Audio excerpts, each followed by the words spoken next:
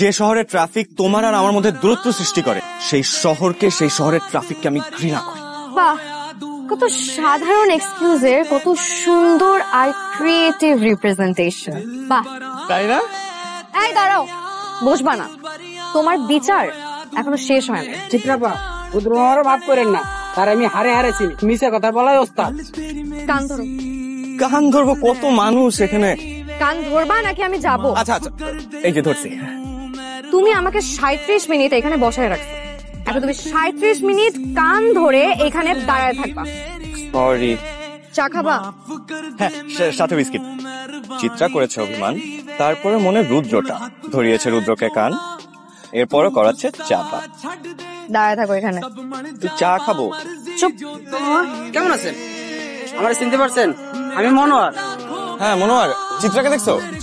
আপনি পরিবর্তন হইলেন না মামা। মানুষ পরিবর্তনশীল, কিন্তু তোমার মধ্যে পরিবর্তনের কোনো ছিটে ফোটা নেই। তাহলে কি আমি ভাববো?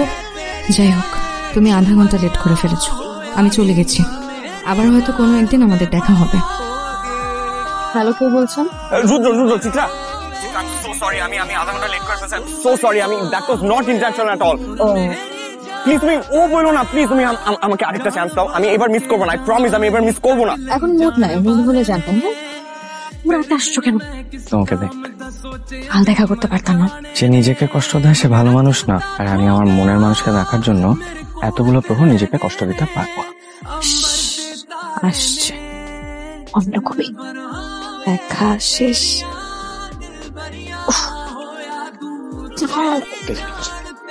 আমার কি অক্সিজেন।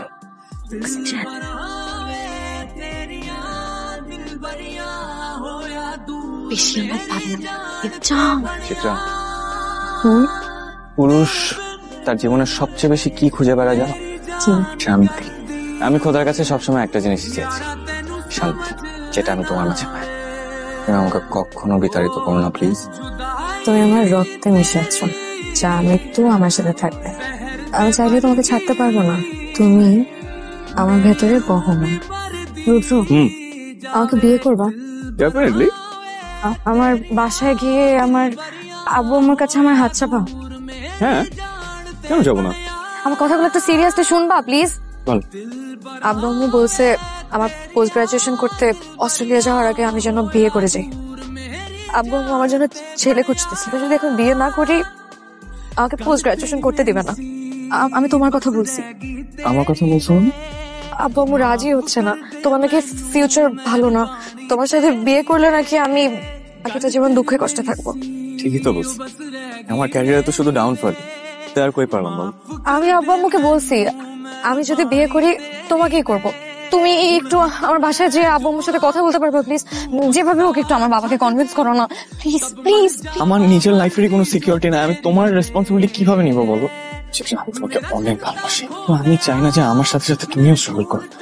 দেখো, আমি আমার স্বপ্নের মতো একটা জীবন দিতে চাই তোমাকে। তোমার আব্বু আম্মু তোমাকে যতটা যত্নে রাখছে আমি তার থেকে বেশি যত্নে রাখতে চাই। তুমি আমার কথাটা শোনো। দেখো, আমি সারাটা জীবন কষ্ট করতে রাজি আছি, কিন্তু আমি তোমাকে একটা মুহূর্তের জন্য কষ্ট দিতে রাজি নাই। চিত্রা, বুঝতেছো না কেন আমার কথা? কয়দিন গেলে বলবা তোমার লাইফ আরো বেটার হতে পারতো। এই ব্লেমের থেকে তো এই ডিসিশনই ভালো, তাই না? তোমার আমাকে এরকম মনে হয় আমি তোমাকে ব্লেম দিব? ঠিকই আছে, আসলে তুমি আমার প্রয়োজন ছিল, কিন্তু আমি কোনোদিন তোমার প্রয়োজন হয়ে উঠতে পারি নাই। তুমি তোমার ক্যারিয়ারে মনোযোগী হও। হ্যাঁ, তবে একটা কথা মনে রেখো, তোমার জীবনে ক্যারিয়ার হবে, টাকাও হবে। তোমার লাইফের প্রত্যেকটা সাকসেস উদযাপন করার জন্য তোমার জীবনের সবচেয়ে কাছের মানুষটা তোমার কাছে কোনোদিন থাকবে না। আর যে উদযাপনে কাছের মানুষ থাকে না, সেই উদযাপন মৃত মানুষের মতো নিস্তেজ।